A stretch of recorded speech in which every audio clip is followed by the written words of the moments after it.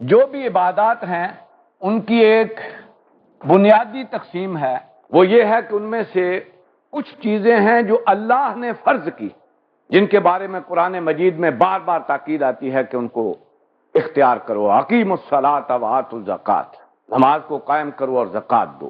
اس طرح حج کے بارے میں ہے کہ جس کے لیے بھی استطاعت ہے اور وہ حج نہ کرے تو پھر اس کا اللہ کے دین کے ساتھ کوئی تعلق نہیں۔ اسی طرح رمضان کے روزوں کے بارے میں آپ کو معلوم ہے، قرآن مجید نے صراحت کے ساتھ یہ کہہ دیا کہ جس کی زندگی میں بھی رمضان آئے فلیصم ہو، اسے روزے رکھنے چاہیے۔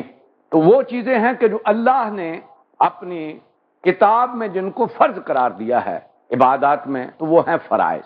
کچھ عبادات ایسی ہیں جو نبی اکرم صلی اللہ علیہ وسلم نے خود اختیار کی، اللہ کی طرف سے کوئی حکم نہیں، انہیں کہتے ہیں نوافل، یا احادیث میں ان کا جو ان کے بارے میں لفظ آتا ہے وہ ہے تطوع۔ من تطوع خیرا فہو خیر اللہ، جو کوئی کسی بھلائی کو اختیار کرتا ہے اپنی مرضی سے، اپنے اختیار سے، وہ اس کے لیے بہتر ہے۔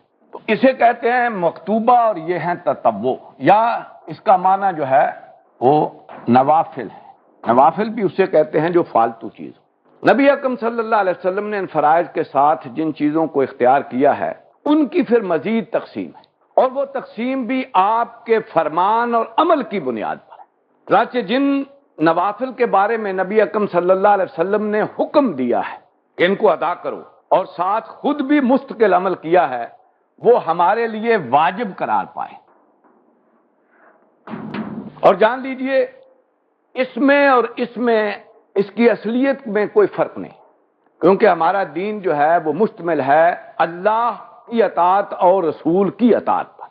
دین میں کچھ اللہ کے احکام ہیں اور کچھ اس کے رسول صلی اللہ علیہ وسلم نے احکام دیے ہیں۔